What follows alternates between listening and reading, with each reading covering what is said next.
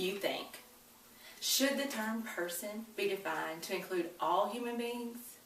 Not just you and me, but every single human being from the moment of fertilization, cloning, or the functional equivalent thereof. Proposition 26 wants us to vote yes. Yes, every single human from that moment of creation should be considered a person. What do fertilization, cloning, and functional equivalent thereof mean? Well, fertilization is either natural between a man and a woman or in a lab by a doctor. But either way, it's when a male sperm and a female egg are joined to create what we become. We start out as a fertilized egg. Every single one of us on this earth started out as a fertilized egg. What does cloning mean? Cloning is when an embryo or a little tiny baby that would naturally be in a mother's womb is taken and the DNA is copied. Doctors or scientists take these embryos and copy them several times. They use these embryos for stem cell research. And yes, stem cell research can do some wonderful things. But how are we getting the stem cell research? They are harvesting these embryos, these tiny little babies, stem cells, until the embryos die. They are basically harvested to death. And the functional equivalent thereof is a term that basically encompasses everything, whether it exists now or in the future, that could result in a fertilized human egg. What are some of the issues that have come up with Proposition 26 that people are a little iffy about? Well, the first one is, will my favorite contraceptive be outlawed? According to yeson26.net, no, contraceptives overall will not be outlawed.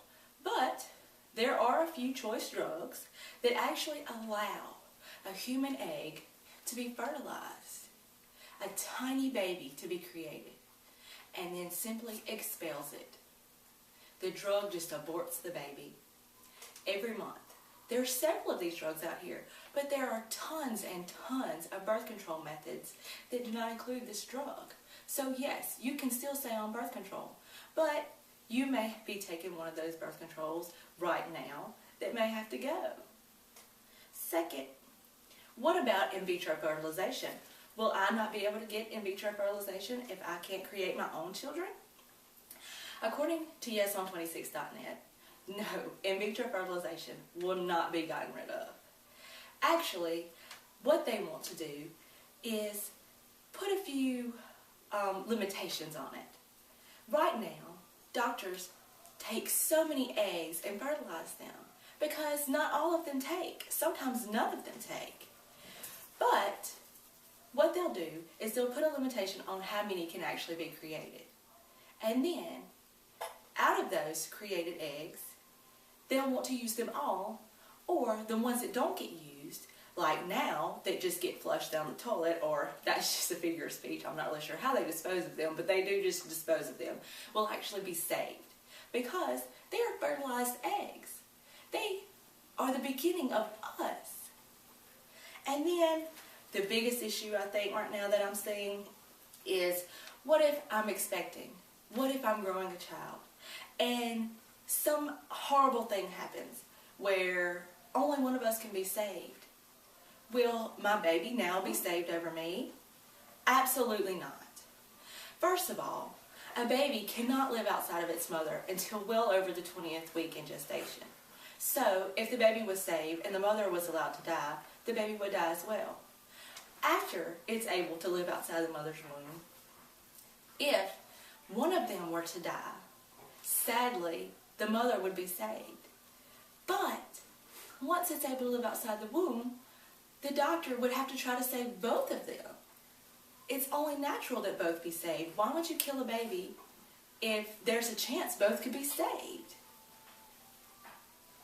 And in conclusion, I would like to ask all of you to vote yes on 26. We need this.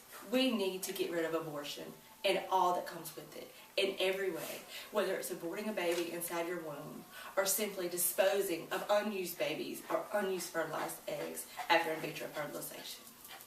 Vote yes on 26. Thank you.